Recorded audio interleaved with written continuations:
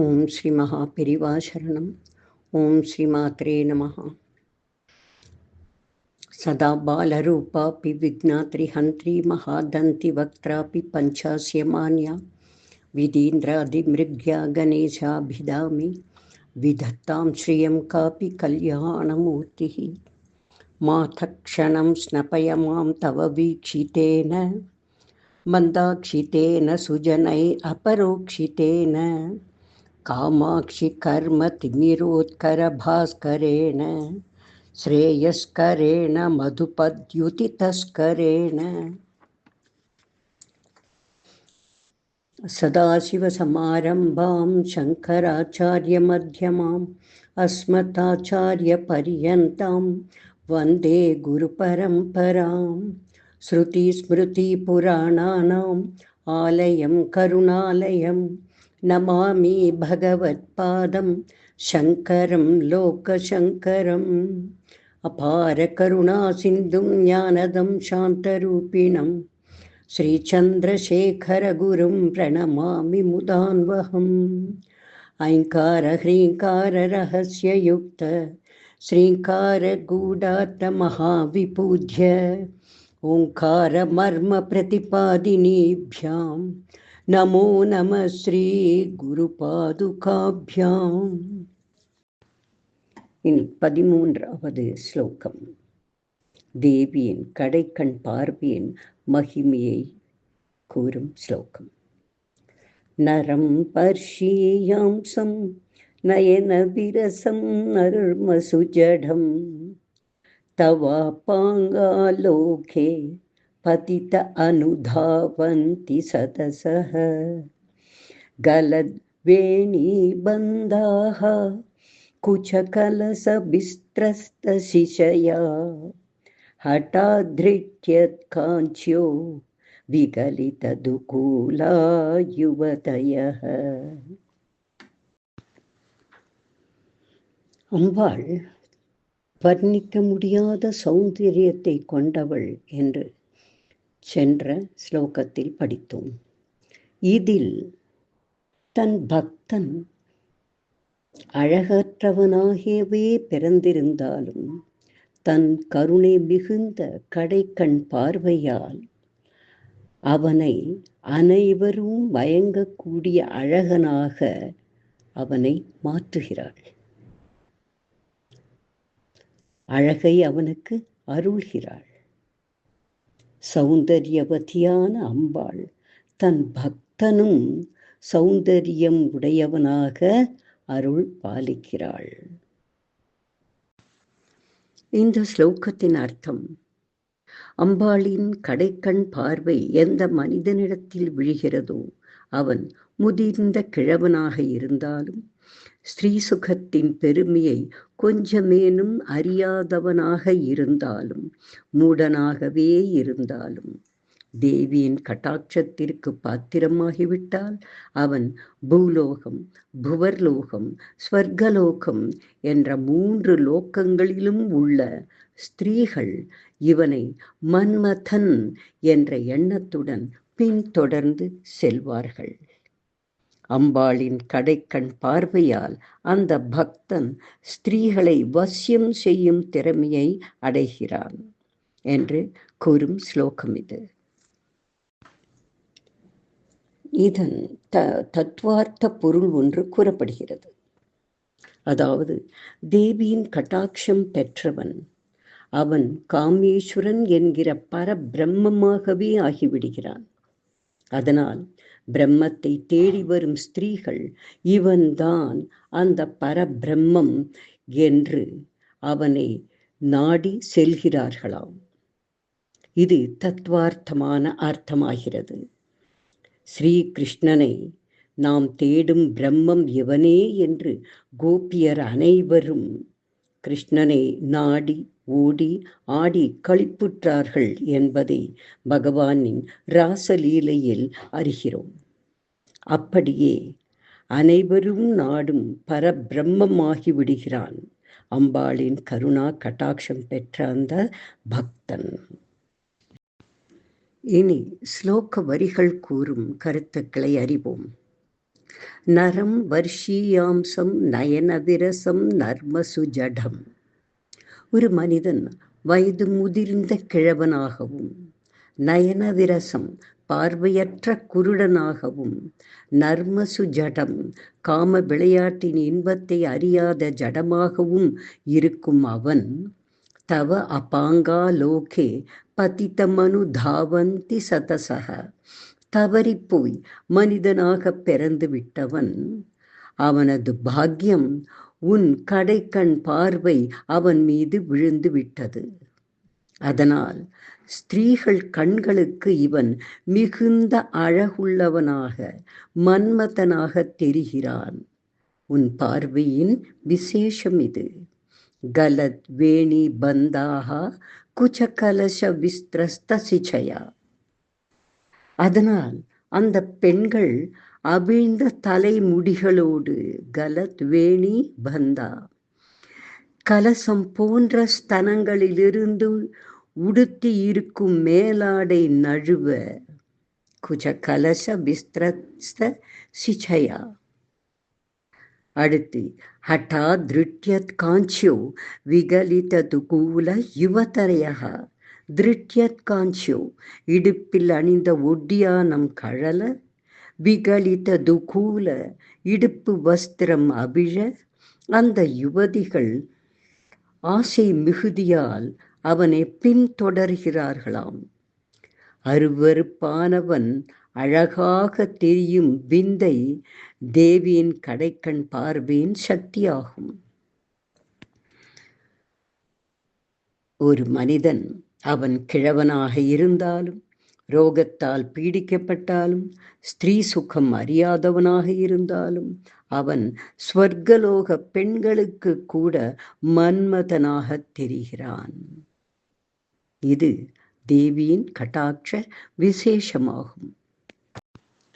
இந்த ஸ்லோகத்தின் தாத்பரியமானது, அதாவது உள் கருத்தானது, தேவியினுடைய கட்டாட்சம் எந்த மனிதனிடத்தில் விழுந்தாலும் அவன் காமேஸ்வரன் என்ற பரபிரம்மமாகவே ஆகிவிடுகிறான். அவனை நாடி வரும் ஸ்திரீகள் என்பவர்கள் வேதங்களின் சாரமாகிய உபனிஷத்துக்களாகும். உபனிஷத்துக்கள் அம்பாளே பரபிரம்மம் என்று கூறுகிறது. அதனால் பிரம்மத்தை பற்றி கூறும் உபனிஷத்துக்களான திவ்ய ஸ்திரீகள், அதாவது இங்கு உபனிஷத்துக்கள் திவ்ய ஸ்திரீகளுடன் ஒப்பிட்டு கூறப்படுகிறது. ஆக உபனிஷத்துக்களான திவ்ய ஸ்திரீகள் இந்த மனிதனை பரபிரம்மமாகவே மகானுபாவனாகவே நினைத்து பின்தொடர்கிறார்கள் என்பதே இந்த ஸ்லோகத்தின் உள்ளார்ந்த தத்துவம். வெறும் ஸ்திரீவசியத்தை மட்டும் அம்பாளின் கட்டாட்சம் உண்டு பண்ணுகிறது என்பதை இந்த ஸ்லோகம் எடுத்து கூறவில்லை என்று புரிந்து கொள்ள வேண்டும். அம்பாளின் கடைக்கண் பார்வை ஒன்று போதும் அனைத்து சுபிக்ஷங்களையும் அவள் அடியார்களுக்கு அவள் வழங்குகிறாள். ஓம் தத் சத். இனி 14வது ஸ்லோகம்.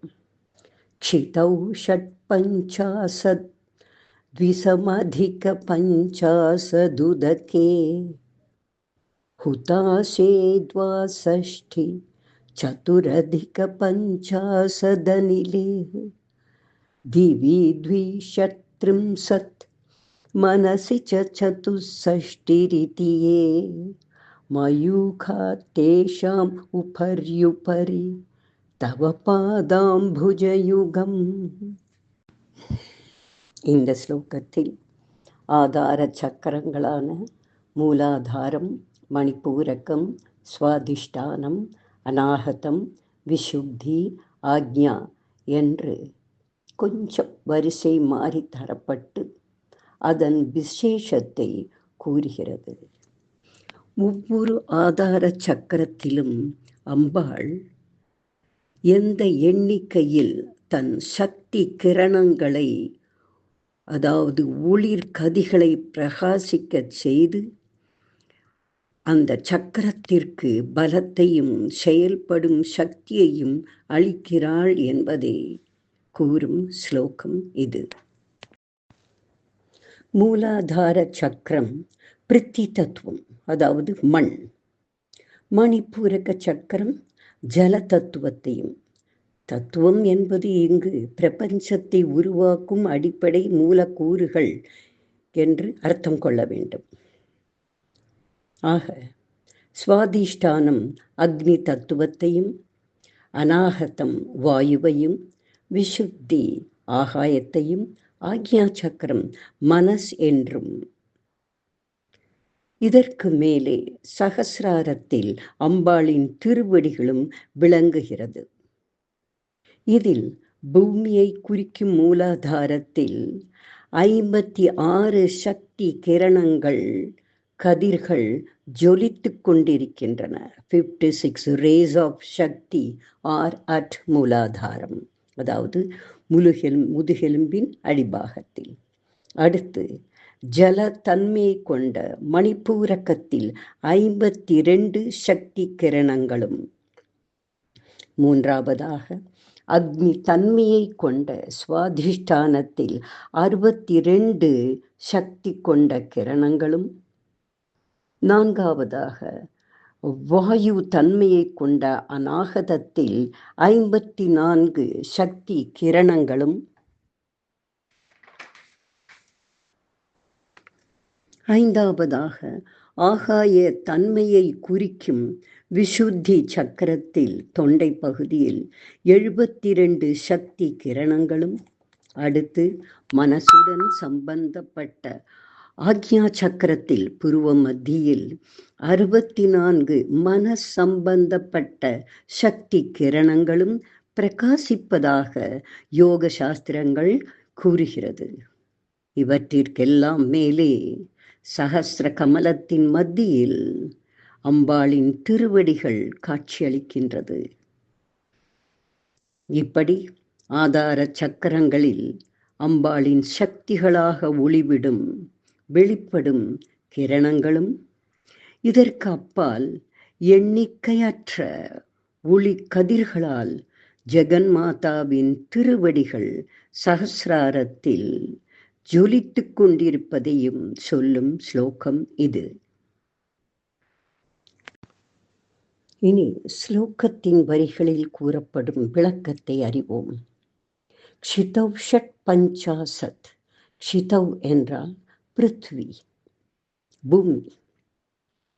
பிருத்வி தத்துவமாகிற மூலாதாரத்தில் ஷட் பஞ்சாசத் 56 சக்தி கிரணங்களும், த்விசமதிக பஞ்சாச உதகே.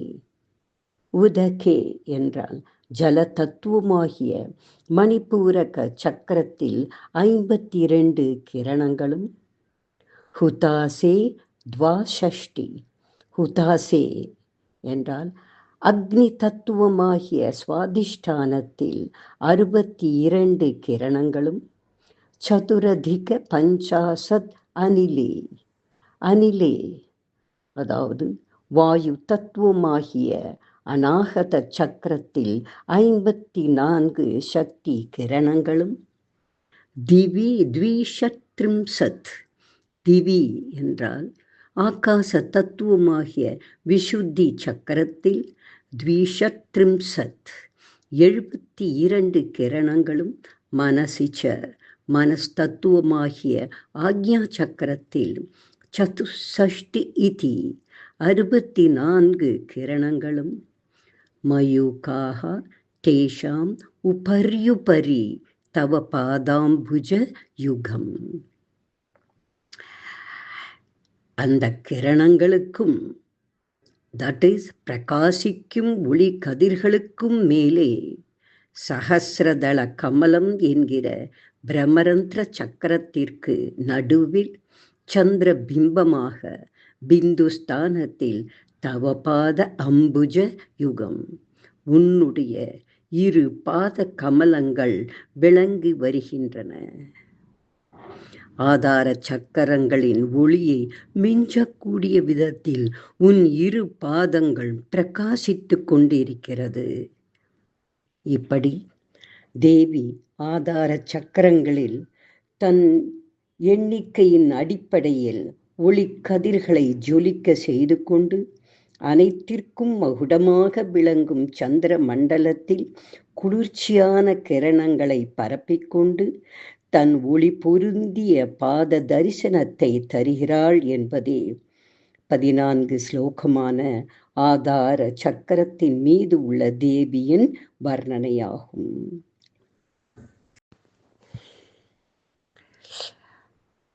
அம்பாளின் ஒளி கதிர்களை கூட்டினால் 360 டிகிரிஸ் வருகிறது. அதனால் இந்த பிரபஞ்சம் முழுவதும் தன் ஒளியை பரப்புகிறாள். தேகத்தின் அத்தனை பாகங்களிலும் தன் ஒளி கதிர்களை வீசுகிறாள். கடைசியில் அந்த ஒளியின் மூலப்பொருளே அவள்தான் என்பதை நாம் அறிகிறோம். அம்பாள் நம் சரீரத்திலேயே ஆதார சக்கரங்களாக விளங்குகிறாள் என்றும், சகசிராரத்தில் சந்திர மண்டலத்திலிருந்து அமிர்தத்தை சாதகன் மீது வர்ஷிக்கிறாள் என்றும் அறிந்த நாம் இந்த 14வது ஸ்லோகத்தில் ஒவ்வொரு சக்கரத்திலும் எத்தனை விதமான கதிர் வீச்சுகளை அளித்து சக்கரங்களுக்கு பலத்தை அளித்திருக்கிறாள், அதனை இயக்குகிறாள் என்றும் அறிகிறோம். வந்தே கௌரீம் திரிபுராம் பராத்பர கலாம் ஸ்ரீசக்கர சஞ்சாரிணி. ஓம் தத் சத். இனி 15வது ஸ்லோகத்தை பார்க்கலாம். சரஸ் ஜோஸ்னா சுத்தாம் சசியுத ஜடா ஜூட மகுடாம் வரத்ராசத்ராணஹ ஸ்பட்டிக கட்டிகா புஸ்தககராம் சக்ருணத்வா நத்வா கதமிவ சதாம் சந்நிதததே மதுக்ஷீரத்ராக்ஷா மதுரி மதுரீணா பணிதயः. ஒப்பாரும் மிக்காரும் இல்லாத சௌந்தர்ய தேவியானவள் அருளை வழங்குவதிலும் அவளுக்கு நிகர் அவளே. தன்னுடைய பிரகாசத்தினால் சக்கரங்களுக்கு பலம் கொடுத்து சாதகன் தன்னை சகசிராரத்தில் தரிசிக்க வரும்பொழுது ஜோதி வடிவமான தன் திருப்பாதங்களை தரிசிக்க அருளும் தேவி பக்தனிடம், நீ இத்தனை சாதக செய்து தரிசிப்பதை விட பக்தியோடு என்னை ஒரு நமஸ்காரம் செய்தாலே போதும், நீ வேண்டும் வரத்தை எல்லாம் அளிப்பேன் என்கிறாள். அதை கூறுவதே இந்த ஸ்லோகம்.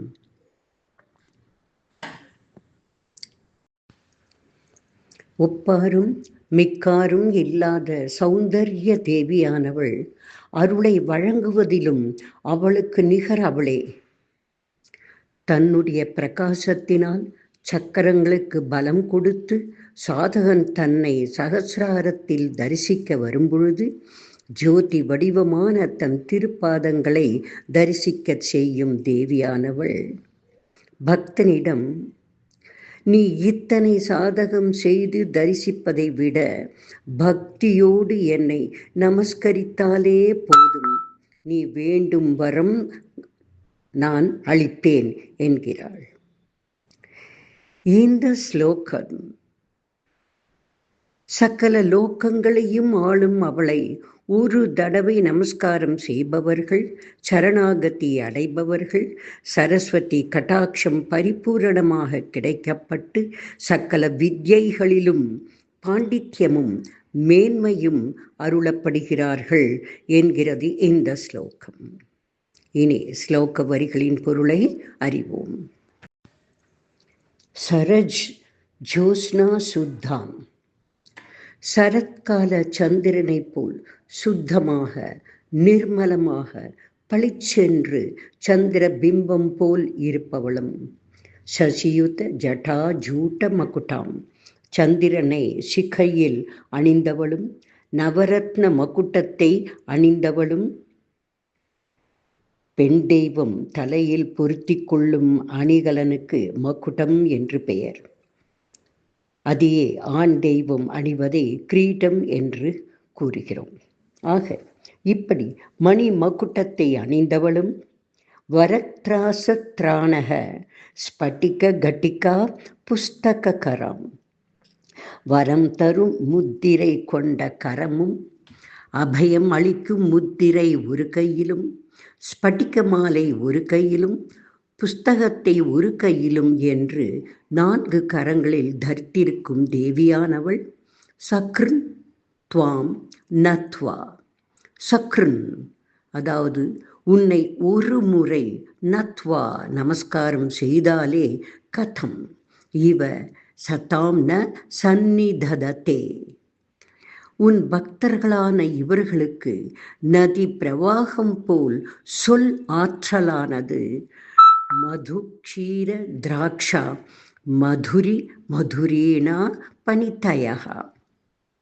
மது தேன், க்ஷீரம் பால், திராட்சா திராட்சை ரசம். ஆக தேன், பால், திராட்சை இவற்றின் தித்திப்பை விட மேலான இனிமையான மதுரமான வாக்குகள், அதாவது பேசும் திறமை, கவிதை படைக்கும் திறமை ஏன்தான் கிடைக்காது? கதம் ஏன்தான் கிடைக்காது? கட்டாயம் அவள் பக்தர்களுக்கு மதுரமான பேச்சு திறமை இயல்பாகவே சித்தித்துவிடும்.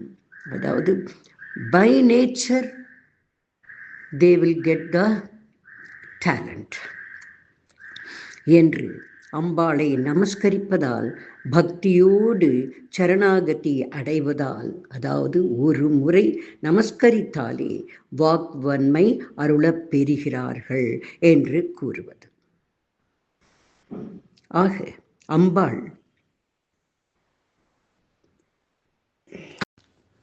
அம்பாள் சந்திரகலையை சிரசில் அணிந்திருக்கிறாள்.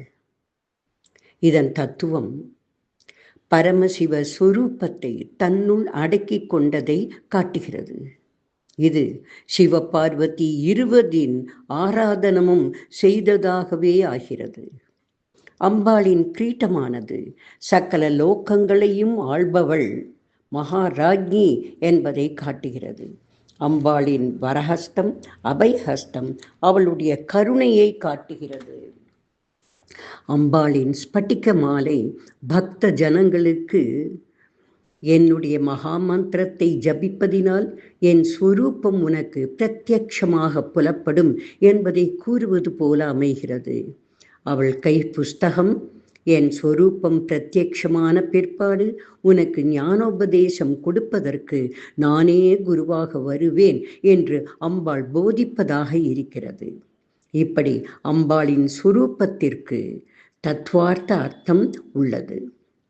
அம்பாளின் இந்த 15வது ஸ்லோகம் முடிவாக கூறுவது, பராசக்தியின் ஸ்வரூப தியானம் வரையிலும் கூட ஒரு பக்தன் போக வேண்டாம். ஒரு தடவை ஆத்மார்த்தமாக பக்தியோடு நமஸ்காரம் செய்தாலே போதும், மகா கவிகளாக பேச்சாற்றல் மிக்கவராக விளங்குவார்கள் என்று கூறுகிறது. ஓம் நமஸ்கார பிரியாயை நமஹா. ஓம் தத் சத். ஓம் ஸ்ரீ மாத்ரே நமஹா. அதிமதுர சாபஹஸ்தாம் அபரிமிதா மோக பாண சௌபாக்யாம் அருணாம் அதிசய கருணாம் அபிநவ குல சுந்தரீம் வந்தே. ஸ்ரீ வித்யாதீசரசித சூர்ணிகா ஸ்ரவணபட்டனானந்திதானாம் சம்பிராப்தித ஆயுராரோக்ய சௌந்தர்ய வித்யா புத்தி புத்திர பௌத்திர களத்ரை ஐஸ்வர்யாதி சகல சௌக்கியப்ரதே ஸ்ரீ திரிபுவனேஸ்வரி ஸ்ரீமத் கமலாம்பிகே பராசக்தே மாதः நமஸ்தே நமஸ்தே நமஸ்தே. பாஹி மாம் பாஹி மாம் பாஹி மாம் தேவி துப்யம் நமः.